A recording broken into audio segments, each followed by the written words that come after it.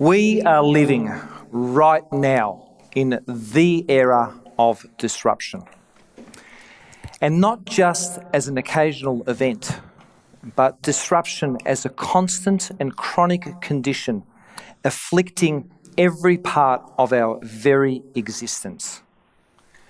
And you know, it's not just our economies, our markets, our industries and our businesses that are being disrupted all around us. There's another kind of disruption, even more pervasive, that's impacting and influencing on every part of our life. And that is the tidal wave of annoying little disruptions that have become part of every day. We call them the interruptions, and here's what they look like. Email, instant messages, social media messages, the drop-in, the meeting that appears in your diary and otherwise, an avalanche of burning platforms that somehow magically seem to materialise on your doorstep with increasing frequency. The interruptions. It's my contention that we need to disrupt the interruptions in our lives, just to get some work done. But even more importantly than that, unless we rise to the challenge of disrupting interruptions in our life, we will fail. We will fail to achieve what we set out to achieve as individuals, as teams, as businesses, and as families. Before we can even start to think about how we might disrupt the interruptions in our life, we need to pause and reflect on the sorts of disruption that's going on all around us every single minute. Because this world right now is literally exploding with more new products, more new services, more new brands, and more business models than we've ever experienced before. So let's take a look. Drones will revolutionise much more than small parcel delivery and media coverage and emergency organ transport. Drones have already started global industrial scale reforestation. Little unmanned aerial vehicles, precision planting seeds, 36,000 seeds per day. That's 1 billion trees per year. And with time and scale investment, potentially a new global industry that could disrupt the pace of global climate change. 3D printing, using materials from titanium through to human cartilage, and not just to manufacture simple shapes, but complex mechanisms, batteries, transistors, LEDs. 3D printing will disrupt manufacturing footprints around the world and supply chains. And even more importantly, new product development and prototyping will now happen at lightning speed. 3D printing, a technology that's at its tipping point right now. Let's reflect on the disruption that's going on in our own pockets. We've been carrying around plastic cards and currency for decades, and it's almost entirely redundant in today's world as we see the ascendancy of mobile and digital wallet technology. We find ourselves asking the question, who will I choose to bank with 5 years from today? And you know, it's not just these big picture concepts of global reforestation and 3D printing and digital wallet technology. It's the small things that are being disrupted in this world that have a profound impact on our lives. Here's a small thing.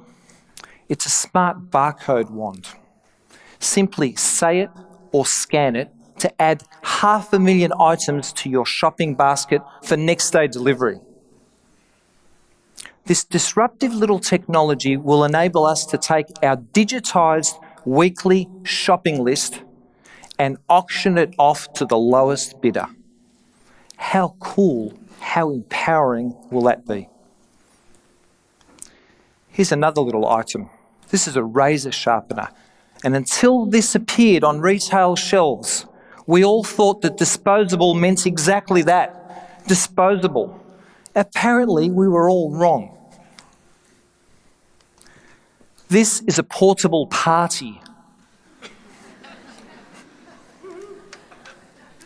It brings blended and chilled drinks, as well as Bluetooth music and telephone charging, as well as fun, to just about any occasion. And even the grudge purchase has changed fundamentally. We now can get eyewear delivered to our door. Great design, great options. But the real benefit is that we can avail ourselves and solicit the opinions of our friends, our colleagues, our family over the course of an entire week. Get 30 opinions if we choose to, as opposed to just the perspective of one person in a 30-minute retail experience, be it your partner or, in my case, mum. And services are changing as well. It's not just products. These are 4 of the fastest growing companies in the history of the world. And the reason that they are is that they've disrupted traditional markets and taken share away from the incumbents in those markets with brand new business models, which are more meaningful, more relevant to the consumers and customers in those segments. And there's so much more to come.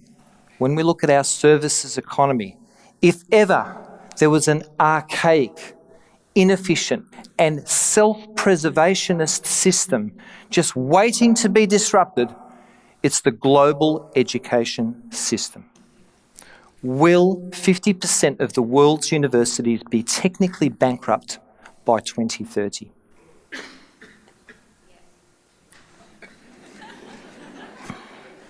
Thanks for the love, girl. Hey, a lot of what we know about business disruption has been very, very, very intelligently articulated by a guy called Professor Clayton Christensen, a wonderfully intuitive professor at Harvard University. And he said, good companies fail because of good management. Hang on a sec, double take. Good companies fail because of good management. Companies tend to avoid risk. They leverage their legacy systems. They operate on short-term considerations. And over the continuum of the life of a company, they therefore tend to avoid investment in innovation, in step change, in breakthrough technologies. You've got to make sure that you don't sell off the farm for a new dream about tomorrow. Work with what you've got. And unfortunately for them, that creates a brand new environment, a brand new dynamic, openings and opportunities for entrepreneurs and startups to come into those very segments, because after all, we live in a very disrupted world. And in the words of Clayton Christensen, companies that were once at the top of the hill fall to the middle of the pack and invariably to the bottom of the pile. Good companies fail because of good management. They've all been trained to get a short-term result. And I have a similar theory. My theory is that good people, people like you and me, fail because of good communication. Good people fail because of good communication. We have really good communication going on. Right now, you can get a message to anyone in this world extraordinarily fast and in infinite levels of detail. Our communication systems are Good. And there's an inverse consequence to that, because the world can also get very good messages to you, and it is, because there's a lot of communication that comes your way. In fact, we are in a perpetual state of over-communication, causing the interruptions that I opened with. Right now, we experience in a working environment an interruption roughly every 8 minutes. That's 6 to 7 per hour. And over the course of a day, 50 to 60. Given that the average interruption takes around about 10 minutes to resolve, that's 500 minutes, which is the equivalent of 8 hours. Well, it's little wonder, people, that we're working 12-hour days. If we need 8 hours just to deal with the interruptions in our day, we need another 4 hours to achieve what we set out to achieve when we left home earlier that day. And the single largest source of interruption in our life has become email. The unfiltered, unrelenting, unstoppable flow of email to multiple email accounts. The world is now generating 109 billion emails a day. But even more important than the headline statistic is what's going on with those emails, because half of them are being deleted in about 3 seconds. Clear evidence of the over-communication that's going on in this world. The messages are not valued by the recipient. As a consequence of us deleting, replying, forwarding, and retaining and reading emails, we're spending 28% of our day in our inbox and checking it addictively up to 15 times per day. Number one email response in the world, thanks, a little abbreviation. Number one email forward in the world is FYI, for your information. And these two emails have two things in common. First of all, they're abbreviations. Clearly, we have a predisposition to short burst communication. But secondly, these two emails are actually adding to the problem, adding to the over-communication that's already going on in our inbox and email world. Imagine for a minute if we could evolve. Imagine if we could develop a brand new, globally understood and accepted email etiquette and language that instead of adding to the communication problem, would reduce it. Some new abbreviations in our tool bag. Here's one of those. Try responding next time with NNA, not necessary anymore. It's just not necessary anymore for you to communicate with me on this subject matter. It's polite, right? Here's another one. Please exclude me. PEM. Really quick to type. Please exclude me from any future discussion around this particular matter. It's not that I don't care, it's not that I don't wish you the best, but just please excuse me for right now. And here's my personal favourite. We all interact with someone. It's an anally retentive type typically. And they send emails with 4 attachments, 7 bullet points, and you've got to scroll down with the little wheel just to get to the punchline. TLTR.